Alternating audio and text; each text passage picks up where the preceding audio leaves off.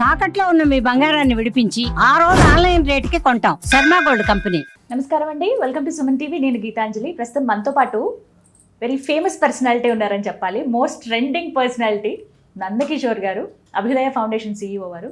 ఇప్పుడు వీడియోస్ ఎక్కడ ఆన్ చేసినా, ఏమైనా రీల్స్ చూసినా వారే కనిపిస్తున్నారు. ప్రధానంగా వారు చెప్పేటువంటి అంశం అందరినీ ఆకట్టుకుంటుంది, అవేర్నెస్ క్రియేట్ చేస్తుంది.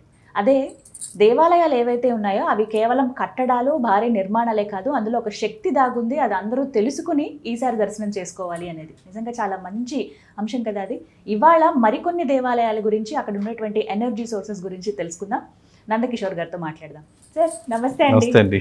నందకిషోర్ గారు, వెరీ ఇంపార్టెంట్ అండ్ ఇంట్రెస్టింగ్ విషయం మాట్లాడుకుందామండి. ఎప్పుడు ట్రెండింగ్లో ఉంటారు అఖిలాండ కోటి బ్రహ్మాండ నాయకుడు వెంకటేశ్వర స్వామి వారు. తిరుమల అంటేనే ఒక ఎమోషన్ అని చెప్పాలండి. ఎన్నిసార్లు వెళ్ళినా మళ్ళీ మళ్ళీ వెళ్ళాలనుకోవడం, ఆ స్వామి రూపం మర్చిపోలేము, అసలు కళ్ళ ముందు కదలాడుతూనే ఉంటుంది. అయితే ఒకసారి మనం మాట్లాడినప్పుడు 7 చక్రాస్ యాక్టివేట్ అవుతాయి, మనం ఈ విధంగా ఉండాలి, చెప్పులు వేసుకోకుండా ఉంటేనే మరీ మంచిది అన్నట్టు చెప్పారు. అసలు యాత్ర ప్రారంభం దగ్గర నుంచి కూడా మొత్తంగా తిరుమల పైనంతా తిరిగేటప్పుడు కావచ్చు, కొన్ని చూసేటప్పుడు కావచ్చు, ప్రదేశాలు కానీ, స్వామి దర్శనానికి వెళ్ళినప్పుడు కానీ అంటే ఎలా ఉంటుందండి? ఆ సైంటిఫిక్ రీజన్స్ మాట్లాడదాం. ఎక్కడెక్కడ ఏం జరుగుతుంది, ఈ 7 చక్రాస్ అసలు ఎలా యాక్టివేట్ అవుతాయి, ఎలా ఉండాలి, మనం ఏవేవి గ్రహించాలి, ఆ మైన్యూట్గా ఉన్నవన్నీ కూడా తెలియచేయండి. ఇది చాలా ఎలాబొరేటెడ్ టాపిక్ అండి తిరుమల గురించి. మనం డిస్కస్ చేస్తూ పోతే అడుగున డిస్కస్ చేస్తే మనకు ఒక సంవత్సరం టైం పట్టుద్ది ప్రతి ఒక్కటి. సో వాటిలో చాలా బ్రీఫ్గా, చాలా క్లుప్తంగా అతి ముఖ్యమైన వాటి గురించి కొన్ని మనం డిస్కస్ చేద్దాం. ఈ తిరుమల అంటేనే భూమి, శరీరం, మనసు, శక్తి, ఇవి అన్నీ కలిపి ఒక ఎనర్జీ ల్యాబొరేటరీ అండి. ఎక్స్పెరిమెంట్ చేయొచ్చు మీరు ఒకే చోట. ఒక భూమి, శరీరం, మనసు, శక్తి, ఇవన్నీ కలిపి చేసేదే ఒక ఎనర్జీ ల్యాబొరేటరీ అండి. సో అదేవిధంగా మన చక్రాలు ఏవైతే 7 చక్రాలు ఉన్నాయో అవే 7 కొండలు. లాస్ట్ టైం మనం మాట్లాడుకున్నప్పుడు 7 చక్రాలు. అందుకే వాటిల్లో ఉండే సర్పశక్తి కేంద్రాలు అవి. ఆ సర్పశక్తి కేంద్రాల్లో దాని అంతర్లీనంగా, భూమి అంతర్లీనంగా, ఇందాక మీకు చెప్పిన దాంట్లో భూమి అనే పదం ఎందుకు వాడాను అంటే, భూమి లోపల ఉండే ఆ లే లైన్స్ ఏవైతే, అంటే లే లైన్స్ అంటే LEY లే లైన్స్ అండి. మన శరీరంలో నాడులు ఎలా ఉంటాయో భూమిలో కూడా ఆ విధంగా నాడులు ఉంటాయి. సో ఈ నాడులు, మన నాడులు, ఆ తర్వాత మన మనసు, మన శరీరం, వీటికన్నిటికీ ఒక ఎనర్జీ జరుగుతుందండి అక్కడ. ఇదంతా ఒక ల్యాబొరేటరీ అని చెప్పొచ్చు. మీకు శక్తిలో, ప్రపంచంలో ఉన్న శక్తులన్నీ మీరు చూడాలి అంటే, ఒక ల్యాబొరేటరీ ఏదన్నా కావాలి అంటే మీరు అక్కడ చూసుకోవచ్చు. సో ఇక్కడ ఈ ప్రాంతంలోకి వచ్చేసరికి ఆ లోపల ఉన్న ఎర్త్ మెటల్స్ ఏవైతే ఉన్నాయో, నికెళ్ళు, ఆ తర్వాత జింకు, సల్ఫర్, కాపర్, ఇలాంటి ఎర్త్ మెటల్స్ అన్నీ కూడా ఆ రాళ్ళ అమెరికాలోనే, ఆ రాళ్ళ అమెరికా ఏ విధంగా ఉంటుందంటే ఒక కాయిల్ రూపంలో చుట్టుకొని ఉంటుందండి. ఈ కాయిల్ రూపంలో చుట్టుకొని అక్కడ ఒక రసాయనిక చర్య, ఒక ఎలక్ట్రో నోడ్ జరిగి, ఆ ఎలక్ట్రో నోడ్లో నుంచి పుట్టుకొని వచ్చే ఎనర్జీ ఒక స్పైరల్ రూపంలో, high geomagnetic energy spiral రూపంలో, అంటే తిరుగుతూ తిరుగుతూ పైకి రావడం అంటారు దాన్ని. ఇలా తిరుగుతూ పైకి రావడం వల్ల మనం ఎప్పుడైతే తిరుమలలో మనం అడుగు పెడతామో, ఆ పాదం మోపినప్పటి నుంచి మన పాదాల్లో నుంచి కూడా ఆ శక్తి, కుండలిని శక్తి కూడా మీకు అదే విధంగా స్పైరల్ రూపంలో ఉంటుందండి. తిరుగుతూ ఉంటుంది మన లోపల. ప్రతి ఒక్క చక్రాలు ఏవైతే ఉన్నాయో, మన చక్రాలన్నీ కూడా మూలాధారంలో అవి నిద్రావస్థన స్థితిలో ఉంటాయి అందరికీ. ఎందుకు అంటే మనం నిద్రలేసి వాటిని యాక్టివేట్ చేసుకోం, మనం అవి వదిలేస్తాం. సో అవి ఎప్పుడు అవి నిద్రలోనే ఉంటాయి. ఎప్పుడైతే ఈ శక్తి ప్రసారం అనేది జరుగుతుందో మన పాదాల ద్వారా మన శరీరంలో, ఇవి ఏవైతే నిద్రావస్థలో ఉండేవన్నీ కూడా జాగృతం అవుతాయి. అక్కడ కుండలిని శక్తి, జియో మ్యాగ్నెటిక్ కుండలిని శక్తి అనేది మీకు ఒకటి యాక్టివేట్, జాగృతం అవుతుంది. అందుకే తిరుమల పైన మన పెద్దవాళ్ళు ఎప్పుడు చెప్తుంటారంటే, ఎప్పుడు కూడా మనము పాదరక్షకలతో తిరగకూడదు. ఎందుకంటే ఆ ఎనర్జీని మనం రిసీవ్ చేసుకోవాలి. స్వామికి ఏదో నష్టం కాదు, స్వామికి పాపం కాదు, ఆ ఎనర్జీని మనం రిసీవ్ చేసుకోలేము అన్నమాట. సో ఇదే విధంగా మనం స్టార్టింగ్కి వస్తే, మనం మొదటిది ప్రప్రథమంగా మనం అడుగు పెట్టేది అలిపిరి ముందు. ఇంత మునుపు ఒక నానుడి ఉండేది. అక్కడ పాదయాత్ర కానీ లేకపోతే తిరుమల యాత్ర ఎప్పుడు సంపూర్ణం కాదు అని. పాదయాత్ర ఎవరైతే లేదో మీకు అది సంపూర్ణం కాదు, ఆ యాత్ర సంపూర్ణం కాదు. దానికి చాలా సైంటిఫిక్ అనాలిసిస్ ఉందండి యాక్చువల్గా. ఆ పాదయాత్ర మీరు అక్కడ అడుగు పెట్టంగానే అడుగు పెట్టిన 1.5 నిమిషానికి అక్కడున్న కొన్ని వేల లే లైన్స్ ఏవైతే ఉన్నాయో ఆ సమూహం అంతా అలిపిరిలో ఉందండి స్టార్టింగ్లో. అందుకే అక్కడ పాదం పెట్టి అక్కడ ఒక టెంకాయ కొట్టి ఆ శక్తికి దండం పెట్టుకొని అక్కడి నుంచి స్టార్ట్ అవుతారు. స్టార్ట్ అవడానికి ఏంటంటే అక్కడ మీరు ఎప్పుడైతే అడుగు పెడతారో స్వామి ఎంట్రన్స్లో ప్రప్రదంగా అడుగు పెట్టిన వాళ్ళందరికీ కూడా ఆ పాయింట్లో మూలాధారం యాక్టివేషన్ అవుతుంది. సో ఇంత మునుపు మన పాత రోజుల్లో ఎవ్వరూ అలిపిరి నుంచి చెప్పులు వేసుకునేవాళ్ళు కాదు. అవునండి. ఆ తర్వాత ఈ శక్తికి దీనికి మీరు ఆ టోల్ గేట్ దాటి కొంచెం దూరం పోగానే వినాయక స్వామి గుడి వస్తుంది ఫస్ట్. ఎడం పక్కగా ఉంటుంది. మన ఆనవాయితీ ఏంటి? ఆనవాయితీ ప్రకారం అక్కడ వినాయక స్వామికి గణపతి స్వామికి ఎలాంటి అవాంతరాలు లేకుండా యాత్ర కంప్లీట్ చేయమని చెప్పి అక్కడ ఒక కొబ్బరికాయ కొట్టుకొని మీరు అక్కడి నుంచి స్టార్ట్ అవుతారు. దాన్ని సైంటిఫిక్గా మనం అనాలిసిస్ చేస్తే ఆ కేంద్రం మీకు ఏదైతే మూలాధారం యాక్టివేషన్ అవుతుందో మనం చెప్పులతో వీటితో అంతా ఉంటాం కాబట్టి అక్కడ కనీసం మీరు పాదం మోపుతారు. ఆ పాదం మోపే స్థలం ఏదైతే ఉందో అక్కడ మీ మూలాధారం యాక్టివేట్ అవుతుంది. మూలాధారానికి అధిపతి ఆయనే కదా, గణపతే కదా అధిపతి. సో అతని దగ్గర అది యాక్టివేట్ చేసుకున్న తర్వాతే అంటే మీరు ఒక ప్రాసెస్ ప్రకారం పోవాలి అనుకుంటే ఫస్ట్ అక్కడికి వెళ్ళి మన మూలాధారాన్ని యాక్టివేట్ చేసుకొని తర్వాత మన యాత్ర మొదలు పెట్టాలి.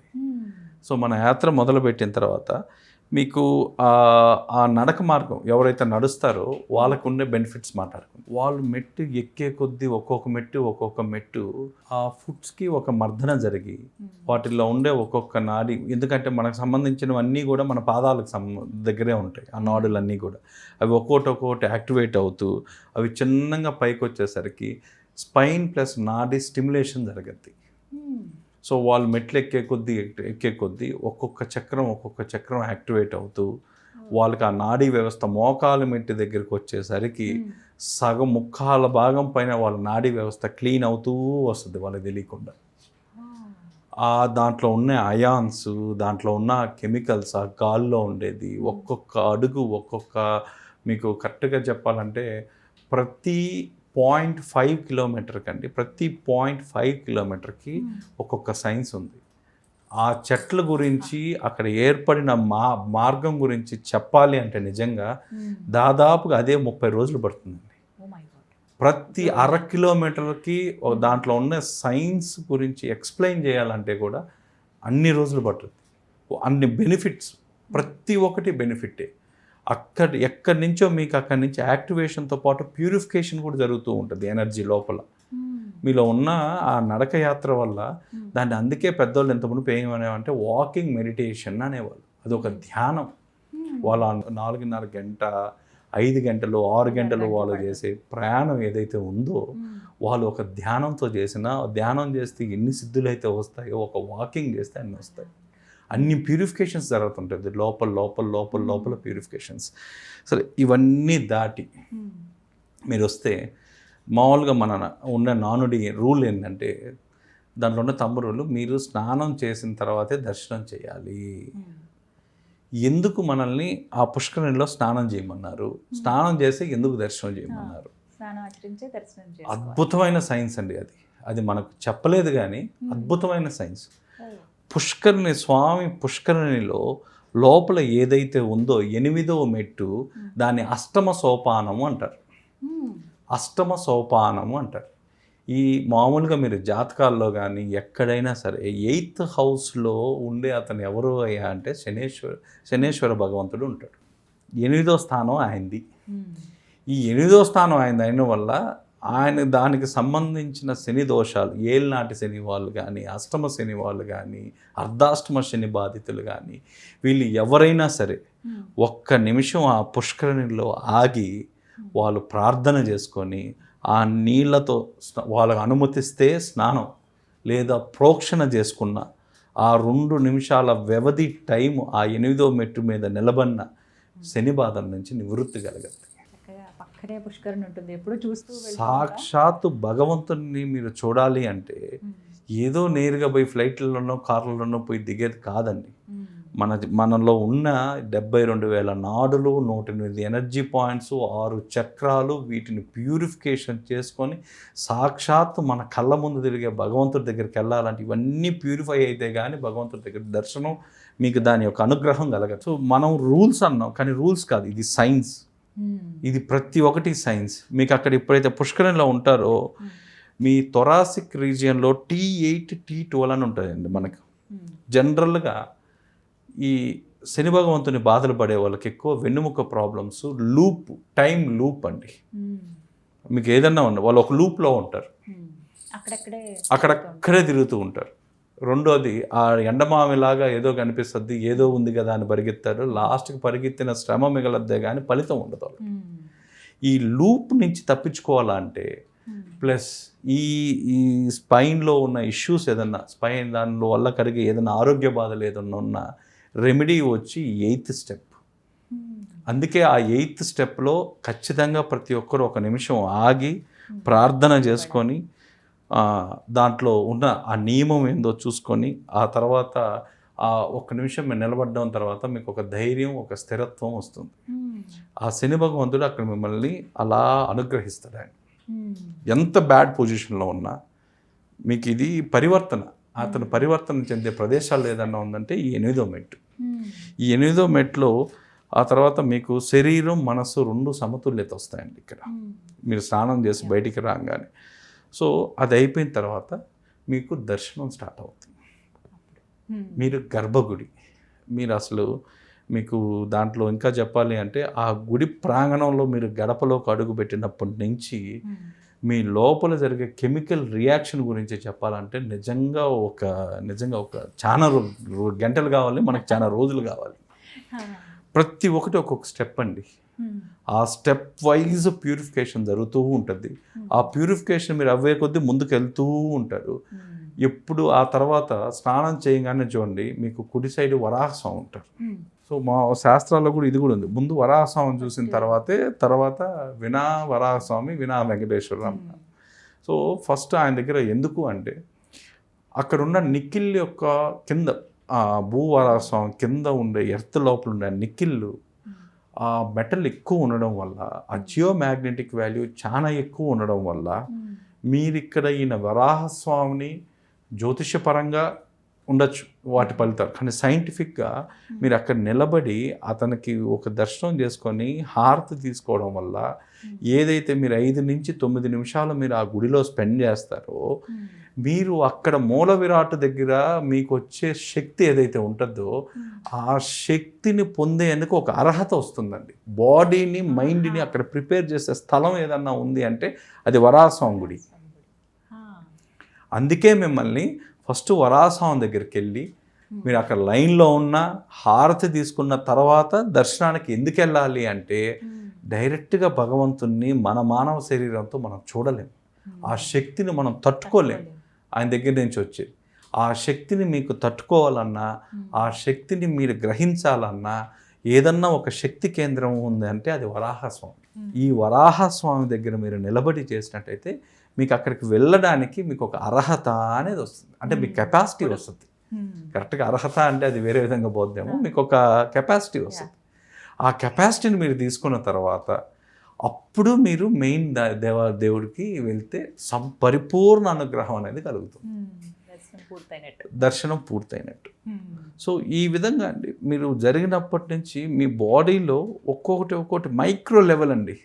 మీకు చెప్పాలంటే నర్వ్ కూడా యాక్టివేట్ అయ్యే ప్లేసెస్ తిరుమల. నర్వ్ కొన్ని లక్షల నర్వులు, కొన్ని వేల నాడులు ఉన్న దీంట్లో శరీరంలో ప్రతి ఒక్కటి యాక్టివేట్ అయ్యే ప్లేస్ అది.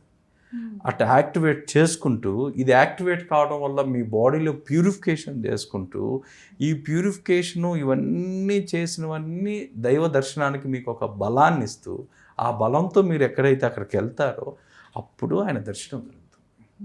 సో వీటిలో ఏ స్టెప్ స్కిప్ చేసినా వాళ్ళకి నష్టం లేదండి, భగవంతుడికి నష్టం లేదు, ఎవరికి నష్టం లేదు. నష్టపోయేది ఏదంటే మనం వెళ్ళిన వాళ్ళం కోరికలతో కాదు, అసలు మన ఎనర్జీ యాక్టివేషన్ అయ్యే ప్లేసెస్. ఆ తర్వాత మీరు చూసినట్టయితే ఇప్పుడు స్వామివారి గురించి స్వామివారి గురించి కానీ మీరు చూసినట్టయితే స్వామిది విగ్రహం మీరు ఏదైతే చూస్తారో అది ఇప్పుడు వెచ్చగా ఉంటుందండి. వెచ్చదనం ఉంటుంది. స్వామికి ఎందుకు రోజు నువ్వుల నూనెతో కానీ కస్తూరితో చందనంతో అభిషేకం చేస్తారండి. ఈ అభిషేకం చేయడం వల్ల ఏంటంటే ఎక్కడ ఎనర్జీ లీకేజ్ లేకుండా చేస్తారు. అనుకున్న ఎనర్జీ ఎక్కడ లీక్ కాకుండా దాన్ని ఏమంటారంటే స్టోన్ పోర్స్ సీల్ అంటారండి దాన్ని. యాక్చువల్గా బయో ఎనర్జీ ప్రిజర్వేటింగ్ కోటింగ్ అంటారు దాన్ని. బయో ఎనర్జీ ప్రిజర్వేషన్ కోటింగ్ అంటారు. ఎక్కడ కానీ స్వామిది మనకి ఆ ఎనర్జీ లీక్ కాకుండా స్వామి విగ్రహం పైన హోల్స్ లేకుండా ఉండేదానికి ఈరోజు ఇవి పోయడం వల్ల ఇవన్నీ ఏం చేస్తాయంటే ఒక కెమికల్ రియాక్షన్ ఇచ్చి దాన్ని ప్రొటెక్ట్ లాగా చేస్తుంది. మన కారుకి మనం ఎలా అయితే చేసుకుంటామో టెఫ్లాన్ కోటింగ్ కానీ ఇలాంటివి, అలాంటి ఒక కోటింగ్ లాగా అనమాట, ఒక అభిషేకం. అందుకే ఆ ఫలానా ద్రవ్యాలతో మాత్రమే చేస్తారు. ఆ ద్రవ్యాల్లో వాటితో కూడా చేస్తారు ఖచ్చితంగా. ఎందుకు అంటే అది ఒక శక్తి కేంద్రం కాబట్టి, ఆ శక్తి కేంద్రానికి ఆ శక్తిని కాపాడాలంటే ఇవన్నీ జరగాలి కాబట్టి సో వీటన్నిటినీ చేస్తూ వస్తారు. ఆ తర్వాత మీకు లాస్ట్కి వచ్చేసరికి మీ దర్శనం అయిపోయిన వెంటనే ప్రతి ఒక్కరూ చేయాల్సింది ఏంటంటే పాపనాశనానికి వెళ్ళాలి. దర్శనం తర్వాత అండి, దర్శనం ముందర కాదు, దర్శనం తర్వాత వెళ్ళాలి. దర్శనం తర్వాత వెళ్తే ఇక్కడ మీకు చెప్పేది ఏంటి అంటే మీ పాపాలన్నీ నాశనం చేసే ప్రదేశం ఏదన్నా ఉంది అంటే అది పాపనాశనం. అసలు పాపం అంటే ఏంటి? మన శరీరంలో మన ఆత్మతో పాటు ఎన్నో రోజుల నుంచి ఒక క్రానికల్ స్ట్రెస్ అంటారండి దాంట్లో సైంటిఫిక్గా.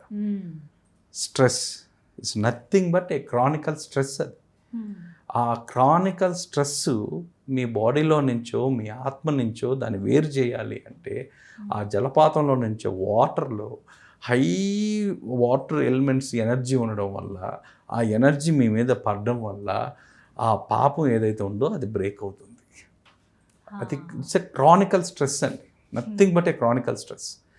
ఆ పాపనాశనం చూసుకున్న తర్వాత అందరూ చూడడానికి శిలాతోరణం వెళ్తుంటారు, కానీ శిలాతోరణం అది అసలు అద్భుతం అండి. It's a gateway to God. మన దేవతలందరికీ అది గేట్వే. దాంట్లో నుంచే మీరు కానీ చూసినట్లయితే రాత్రుల్లో ఏదైతే మిస్టరీ ఉందో ఆ శిలాతోరణం మార్గం ద్వారా దేవతలు అందరూ వచ్చి స్వామిని నేరుగా గర్భగుడికి వెళ్ళి ఆయన్ని ప్రార్థన చేసుకొని వెళ్తారు. ఏకాంత సేవలో కూడా ఇంత మునుపు చెప్పినట్లయితే దేవతలు వచ్చి ఆరాధిస్తారు అంటారు. ఈ దేవతలకి ఎక్కడ గేట్వే అంటే శిలాతోరణం అండి. శిలాతోరణం నుంచి గర్భగుడి దాకా ఒక శక్తి ప్రసార కేంద్రంగా ఒక లైన్ వెళ్తూ ఉంటాయండి. ఆ శక్తి ప్రసారం అవుతూ ఉంటుంది కంటిన్యూస్గా. అది మీరు ఫీల్ కావాలంటే నైట్ మీరు శిలాతోరణం దగ్గర కానీ జపంలో కానీ కూర్చోగలిగితే మీరు ఫీల్ అవుతారు ప్రత్యక్షంగా. ఇవన్నీ సైన్స్తో పాటు అక్కడ ఏర్పడిన స్టోన్స్ అవన్నీ న్యాచురల్గా ఏర్పడినవన్నీ. అదొక అద్భుతం. అసలు ఆశ్చర్యపోతాం అలా ఎలా ఉన్నాయి, ఒక్కొక్కరా ఎలా అతుక్కుని అలా ఉండిపోయాయి అని అనిపిస్తుంటుంది. ఎలా ఉన్నాయని చూస్తాం కానీ ఎందుకున్నాయని మాత్రం ఆలోచించాం. అది అక్కడ వచ్చింది. ఎందుకున్నాయని ఆలోచించగలిగితే ఇట్స్ ఎ గేట్వే. ప్రతి ఒక్క దేవతలు సప్త ఋషులు అందరూ ఆ మార్గం ద్వారానే వచ్చి స్వామిని ఇప్పుడు ఎలా మన అలిపిరి నుంచి మనకు మార్గం ఉందో దేవతలకు ఉన్న మార్గం ఏదన్నా ఉంది అంటే అది శిలాతోరణం. అందుకే మీరు శిలాతోరణం దగ్గర కూర్చొని ఎవరికైనా సరే అండి మీరు ఆటోమేటిక్గా ధ్యానం కానీ చేయగలిగితే మీ మనసులో మీరు ఎప్పటి నుంచో ఒక 20-30 సంవత్సరాల నుంచి మీరు చేసే ధ్యానం ఎంత శక్తి ఉంటుందో అక్కడ ఒక 20 నిమిషాలు 10 నిమిషాలు చేయడంతోనే వస్తుంది ఆ ప్రదేశం. అది అత్యంత పవర్ఫుల్ అండి. అది ఆ తర్వాత లాస్ట్ది వచ్చేసరికి జపాలి. ఫేవరెట్ ప్లేస్ అందరికీ, ఫేవరెట్ ప్లేస్ ప్రతి ఒక్కరికి కూడా అది చాలా ఫేవరెట్ ప్లేస్. జపాలి ఖచ్చితంగా వెళ్ళాల్సిందే. అంజనడి దగ్గరికి వెళ్ళంగానే ఫస్ట్ మీకు యాక్టివేట్ అయ్యేది ఆజ్ఞాచక్రం. అడుగు పెట్టంగానే ఆ చెట్లల్లో ఉన్న గాలి కూడా ఆ గాలిలో నుంచి కూడా ఒక శక్తి ప్రసారం అనేది జరుగుతుంది అంటే నిజంగా ఆశ్చర్యచకితం. ఆ గుహ ఉందండి, స్వామి ధ్యానం చేసి స్వామి తపస్సు చేసిన గుహ ఉంది జపాలిలో.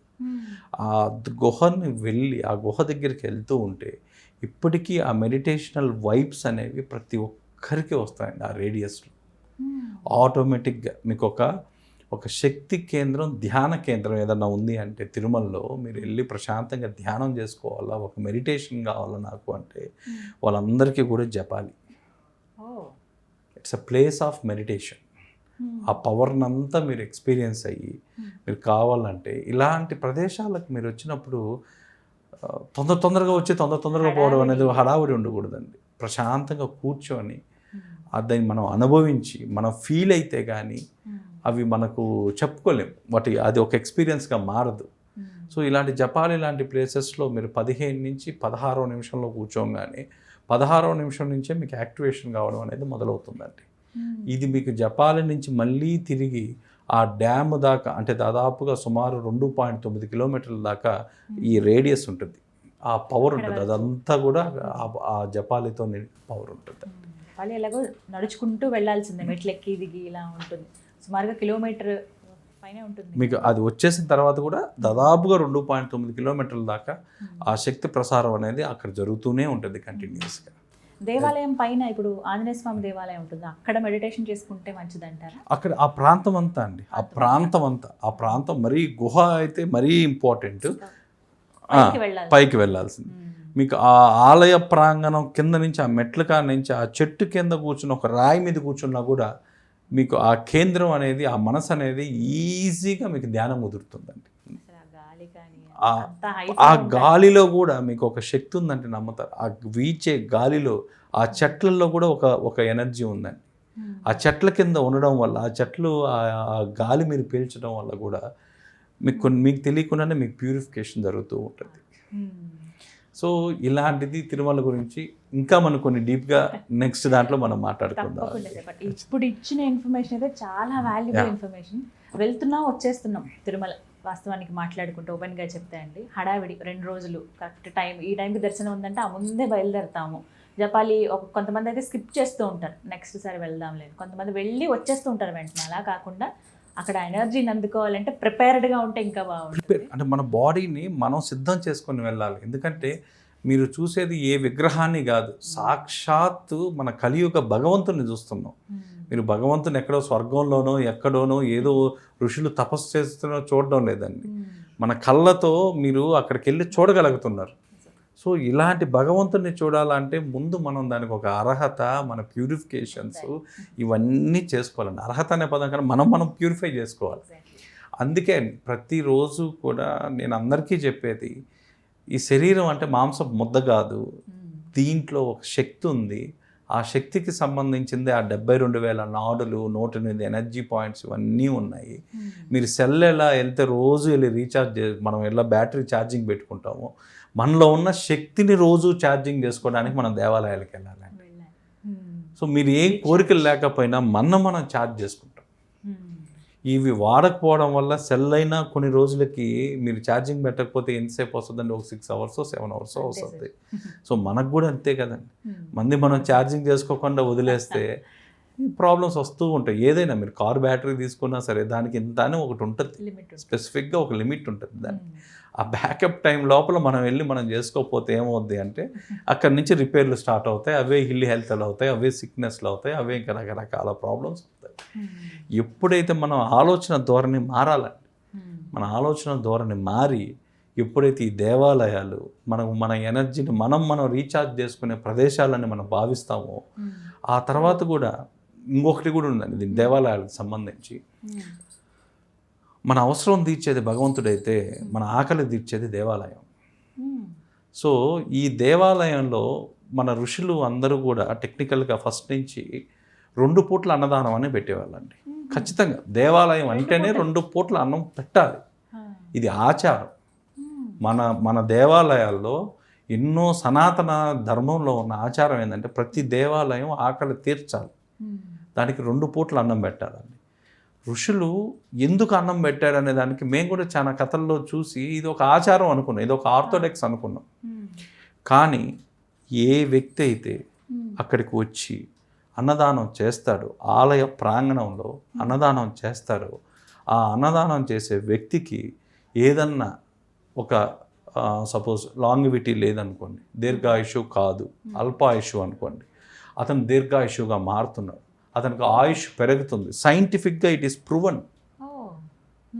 మీకు పలానా చక్రం అక్కడికి వెళ్ళి ఆలయ ప్రాంగణంలో మీకు అన్నదానం చేయడం వల్ల, మీ చేత్తో మీరు వడ్డించడం వల్ల అవతల పక్క దాన్ని రిసీవ్ చేసుకునే వాళ్ళు మనం ఏదో బ్లెస్సింగ్స్ అంటాం, వాళ్ళ కడుపు సంతోషం అంటాం ఏదన్నా, కానీ అక్కడ ఒక సైన్స్ ఉందండి. వాళ్ళు వదిలే ఆ ఆనందం, వాళ్ళ కళ్ళల్లో నుంచి వచ్చే, వాళ్ళ ఆరాలో నుంచి వచ్చే శక్తి ఏదైతే ఉందో, అది ఎవరైతే అన్నదానం చేస్తారో వాళ్ళ లాంగ్విటీ పెరగద్దండి.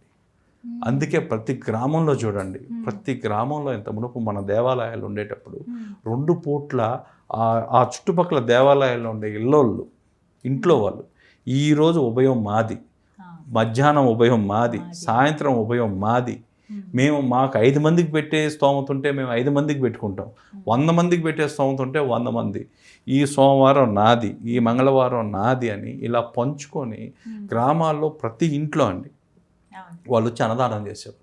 ఒకవేళ శక్తి లేకపోతే ఒక్కొక్కరు ఒక్కొక్క ఐటెం ఇచ్చేవాళ్ళు. ఈరోజు మా బియ్యం, కూరగాయలు ఒకరు, పప్పులు ఒకరు, ఉప్పులు ఒకరు, అందరూ వేసి. కానీ ఇది ఇళ్లలో చేస్తే రాదండి, ఆ దేవాలయంలో ఆ శక్తి కేంద్రంలో జరగాలి. శక్తి కేంద్రంలో ఎప్పుడైతే ఈ అన్నదానాలు జరగడం అంటూ మళ్ళీ స్టార్ట్ అవుతాయో ఆటోమేటిక్గా శక్తి ప్రసారం అనేది బ్రహ్మాండంగా జరగదు. అది మనకు లాభం, అది దేవుడికి లాభం కాదు, దేవాలయానికి లాభం కాదండి, మనకు లాభం. మెడికల్ బెనిఫిట్ కూడా ఏంది అంటే, ఎవరన్నా ఈ అల్పాయుష్తో ఇలాంటి వాటితో ఇబ్బందులు పడుతుంటే ఫర్ లాంగ్విటీ, దీర్ఘాయుష్ కోసం హోమాలు వీటికన్నా అన్నదానాలు బెస్ట్. అన్నదానాలు చేసేవాళ్ళు, అది కూడా దేవాలయంలో. ఈరోజు మన వాళ్ళు గురువారం ఒకరోజు చేసి మిగతా రోజులు గమ్మున ఉంటున్నారు. అది కాదండి, ప్రతిరోజు 2 పూటలు పెట్టాలనేది మన ఆచారం. ఈ 2 పూట్ల అన్నం పెట్టడం వల్ల ఎంతమందికైనా, ఒక 10 మందికైనా ఆ శక్తి కేంద్రానికి ఒక శక్తి, అదనపు శక్తి వస్తుందండి ఆ దేవాలయానికి. ఆ శక్తి ఎవరైతే దాత ఉంటారో ఆ దాతకు కూడా దేవాలయం పంచద్ది ఆ శక్తి కేంద్రం. దాంట్లో నుంచి ఈ లాంగ్విటీ అనేది వస్తుందండి. ఇది కూడా అంటే మేబీ చాలా మందికి తెలియదు, కొంతమంది పాటించట్లేదు వస్తుంది. కానీ ఇప్పుడు ఈ మాటతో కనీసం పాటిస్తే ఇంకా బాగుంటుంది. చాలా సంతోషం. మన దేవాలయాలు ఎక్కడైతే ఉన్నాయో 5 మందికి పెట్టగలగండి చాలు. ఆర్భాటంగా 10 ఐటమ్స్ పెట్టబడలేదండి, వాళ్ళ కడుపు నింపడానికి ఎంత అవసరమో అంత పెట్టండి చాలు. కనీసం అది కానీ జరగగలిగితే అందరూ కూడా మన దేవుడికి మనం ఎలా అయితే మన పూజా సామాగ్రి తీసుకెళ్తామో ఇలా వంట సామాగ్రి కూడా దేవాలయంలో తీసుకొని వచ్చి అందరూ ఒక సమూహంగా ఏర్పడి ఈ అన్నదానం చేయడం వల్ల, ఆ దేవాలయంలో మనం అన్నదానం తినడం వల్ల కూడా దాంట్లో ఉన్న చాలా మెడికల్ వాల్యూస్ ఉన్నాయి. సో ఈ విధంగా మన వాళ్ళు అప్పట్లో ఇది ఒక పరిహార కాండలో మీకు రాసుంటారండి, అన్నదానాలు చేయడం వల్ల సో వాళ్ళ ఆయుష్ పరిపూర్ణ ఆయుష్గా మారుతుంది. వాళ్ళకి మధ్యలో ఈ అడ్డంకులు కానీ ఏదో జ్యోతిష్యపరంగా చూసుకుంటే వాళ్ళకి చాలా షార్ట్ లైఫ్ ఉండడం, ఇలాంటివన్నీ కూడా వీటికి ఒక రెమెడీ ఏదన్నా ఉంది అంటే దేవాలయంలోకి వెళ్ళి అన్నదానం చేయడం. అర్ధాయుష్ ఉన్న వాళ్ళు గండం, ఈ గండాలు ఏవైతే ఉంటాయో ఈ గండం నుంచి తప్పించుకోవాలా అంటే వాళ్ళకు ఉన్న ఒకే ఒక రెమెడీ ఏంటంటే అన్నదానం. అందుకండి ఈ అన్నంలో మీరు ఇంతకుముందు పాత రోజుల్లో ఎవరికన్నా అది ఏ వ్యాధో తెలియక విపరీతమైన జ్వరం వచ్చి విపరీతమైన ఇది ఉండేటప్పుడు కూడా మీరు చూసినట్టయితే వాళ్ళని ఒక మంచం మీద పనుకోబెట్టి కింద అన్నాన్ని, వేడి అన్నాన్ని ఒక కుంభంలాగా పోసేవాళ్ళు. ఆ కుంభం పోసినప్పుడు అక్కడి నుంచి వచ్చే ఆవిరి ఏదైతే స్టీమ్ ఉందో స్టీమ్ థెరపీ జరిగేది. స్టీమ్ బాత్లో మనం ఇప్పుడు చూస్తున్నాం, స్టీమ్ థెరపీ మన పురాతనంలో ఉంది. అది ఆ స్టీమ్తోనే ఆ హెల్త్ రికవర్ అయ్యేది. ఆ చక్రాసు, ఆ ఎనర్జీ పాయింట్స్ అవన్నీ కూడా ఆ అన్నంలో ఉన్న శక్తి ఏదైతే ఉందో అది హీల్ చేసేది. సో ఈ విధంగా మనం ప్రతి ఒక్కరు కూడా మన ఎనర్జీని మనం పోయి రీఛార్జ్ చేసుకుంటూ దాన్ని యాక్టివేట్ చేసుకుంటూ ప్రతిరోజు చేయగలిగితే ప్రతిరోజు ఈ అన్నదానాలు అనేవి మళ్ళీ ఎప్పుడైతే స్టార్ట్ అవుతాయో దేవాలయంలో అసలు ఇంకొక 10 సంవత్సరాలకి జీవనోద్ధరణ అనే పదం ఎవరి నోట్లో రాదండి. మేము అందుకే మా అభ్యుదయలో మా నెక్స్ట్ మిషన్ ఏంటి అంటే ప్రతిరోజు ప్రతి హిందువు ₹1 డొనేట్ చేస్తే మన ఆలయాలు మనం బాగు చేసుకుందాం. ప్రతిరోజు ప్రతి హిందూ ₹1 డొనేట్ చేయగలిగితే ఏవైతే మన పురాతనంగా మిగిలిపోయాయో, ఏవైతే మనం పూజలు చేయకుండా ఆపేసామో ఆ దేవాలయాలన్నీ మనం జీవనోద్ధారణ చేసుకుంటాం. రూపాయికి మేము విలువ తెచ్చిన వాళ్ళం అవుతాం. ఇప్పుడు దాకా రూపాయికి ఉన్న చెడ్డ పేరు, రూపాయి ఏం చేస్తావు అంటే భార్యాభర్తను విడగొడతాను, తండ్రి కొడుకును విడగొడతాను అన్న రూపాయిని, ఆ రూపాయి మళ్ళీ ఇప్పుడు ఏం చేస్తావు అంటే నేను పునర్జీవనం చేస్తాను, ప్రతి ఆలయాన్ని నేను మళ్ళీ పునర్జీవనం చేస్తాను అంటున్నాను. ఇది మా అభ్యుదయ మిషన్ అయితే ఇది అండి. బట్ అది త్వరలో నెరవేరాలని కోరుకుంటున్నానండి. అంటే చాలా మంది ఎన్నో రకాల థాట్స్ తో వస్తారు, అవును, బట్ ఇది చాలా యూస్ఫుల్ థాట్ యూస్ఫుల్. చెప్పాలంటే. అందులో అది పెద్ద కష్టం కూడా కాదు ప్రతి ఒక్కరికి. ఒక రూపాయి అనేది ప్రతిరోజు మన శక్తి కేంద్రాల్ని మనం పునర్జీవనం తెచ్చుకోవడం అనేది, ఎందుకంటే మనం పూజలు చేయక మనం దేవాలయాలకు పోకే అవి ఆ స్థితికి వచ్చాయి. అవును, వాటికి కారకులు అంటే ఎవరో వాళ్ళు వీళ్ళు కాదండి, మనమే కారకులు. నిజం. కాబట్టి మనం చేసిన తప్పుని మనమే సరిదిద్దుకుందాం. ఒక్క రూపాయితో ఒక్క రూపాయి ఒక్క రూపాయి చాలు. బట్ మంచి కాన్సెప్ట్. ధన్యవాదాలు. థ్యాంక్స్.